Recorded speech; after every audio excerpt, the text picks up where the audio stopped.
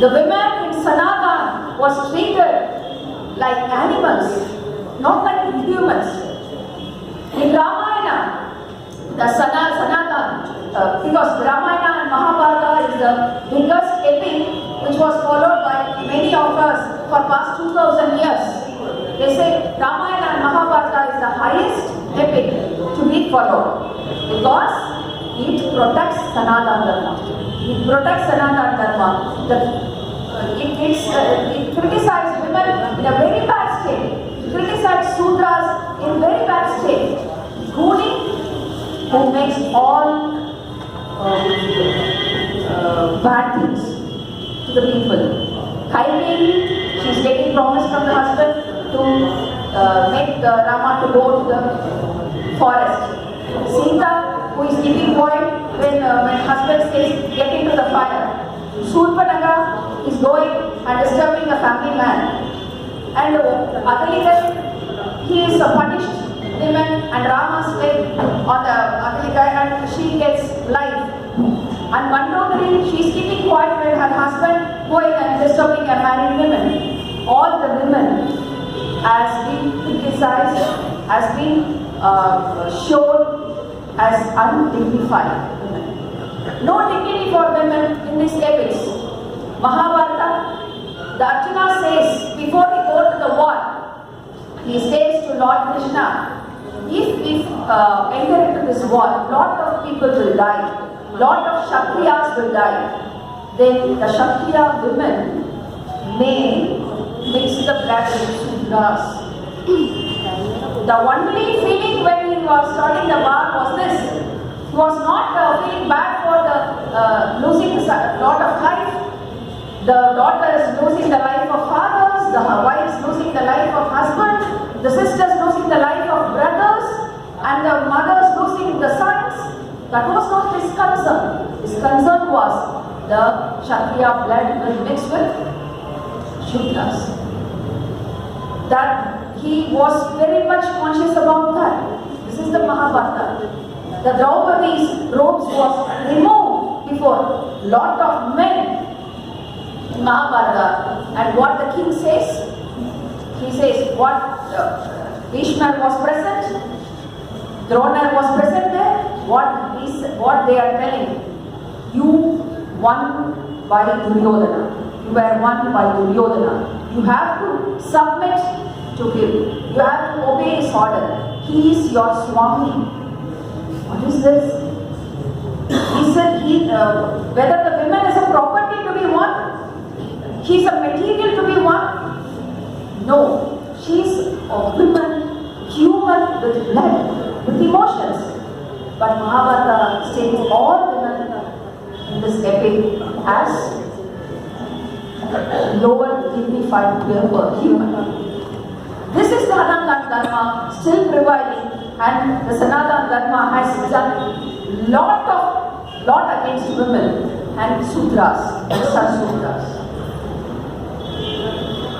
Before the law which has made the marriage age of women 18 years, and the age of to attain marriage for men is 21.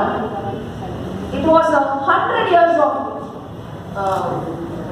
protest, 100 years of fight to get this act.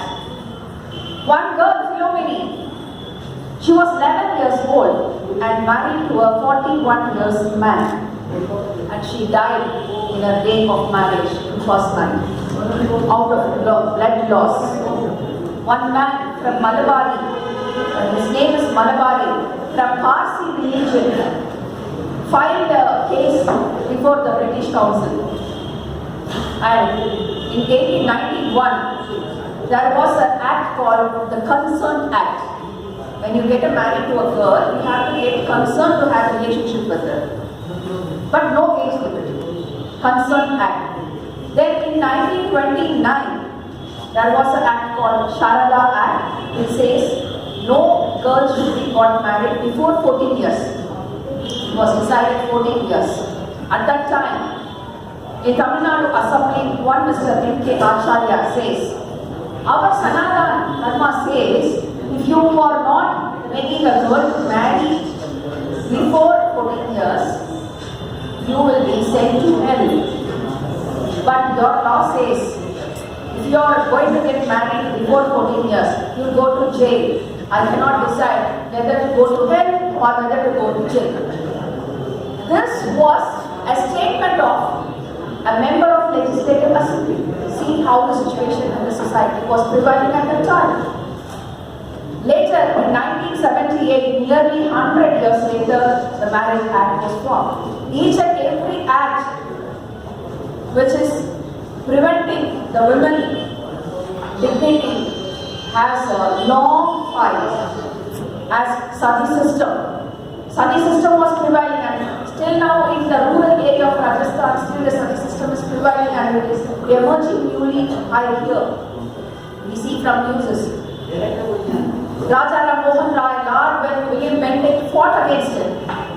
In Tamil Nadu, one king named Thirumalai Nayakar died, and 147 wives of him was burned alive in sati system. 147 wives he had. They got burned alive after his death. This was the very bad phase of sati system. And the Devadasi system, you know Devadasi system, the first girl born in a family will be donated to the temple, and she will be used for dancing, singing about and chanting of mantras about the God, and she will be sexually exploited by the Brahmins in the temple and the kings and jamindars. This was the system. And they does not have property rights, they does not have voting rights, everything emerged after a long fight. And in cases of Shudras, they also got the right of voting, right of the property, right to live with a dignified life. The SC/ST Prohibition Act in very late. And lot of laws and systems will emerge after our independence, after our Indian constitutional law as made by Baba Sabha Ambedkar. He has created a beautiful way to live, and he has created lot of fundamental rights for women and the suppressed people. After that only, we started living in a dignified manner. This was the concept in the past, and here I wanted to tell about my fight based on the constitutional law. I got a certificate mentioning Sneha of Tirupattur, wife of Parthibaraja. Here we declare that she does not have no caste and no religion. This was a certificate issued by Tamil Nadu government to me. I kept argument based on Indian constitutional law. Our Indian constitutional law, the preamble says, India is a secular state. When India itself is secular, why can't an Indian be? India is a secular without no caste. India does not have any caste or a religion. Then why can't an Indian be without caste or religion? So, the second one is the constitutional law ensures freedom of religion. In Article 25, it says, the Indian Constitution says, every Indian has the right to choose their religion. They can worship any god.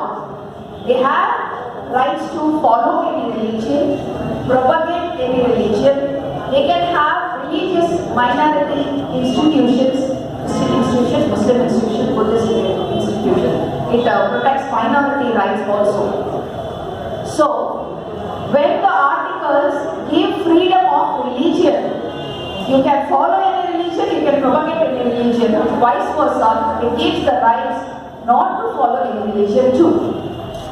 We have a right not to follow any religion. So, these two arguments was there to get the certificate, and now you all appreciate for getting this certificate and the way the path was shown by Dr. Baba Sabha Ambedkar to our Indian Constitution. This was the success. And here I want to thank my parents.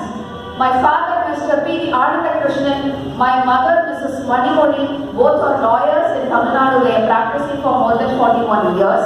And they both studied in Madras Law College and get to know each other. They got inter-caste marriage. After getting inter-caste marriage, they don't want to mention any caste of either father's caste or mother's caste to the children. So they mentioned no caste. And the caste system is made by the religion. So they mentioned no religion also. So they named us. I am Sneha, my sister is Mumtaz Surya, and my other sister is Jennifer, named by the Christian name. So we three daughters of P. Krishnan and Manimori was admitted in the school without mentioning caste or religion, and we completed our school with mentioning no caste and nil in caste column and nil in religion column, and we got the TC from the school. And I finished my BA here in Madras, Dr. Ambedkar Government Law College, Madras. And I completed my ML in Labour and Administrative Law in Madras, Dr. Ambedkar Government Law College, Madras. And I completed my MA Sociology without mentioning caste and religion. So after doing all these things, I got an affidavit. I prepared an affidavit stating all my history, stating all my certificates, and I declared myself as no caste, no religion citizen. And I attached this affidavit for my application of any government exams or government jobs.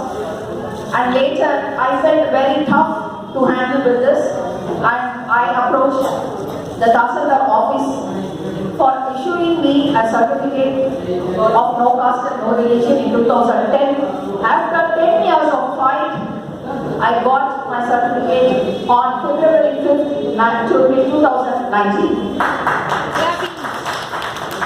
So I got married in 2005 with Dr. Parthibaraja, who is a feminist, who is a rationalist, who is an atheist, who is a writer, who is a progressive mentality, a man without ego, and a man without any conservative ideology, and he treats men and women equally, and he made the family a democratic one.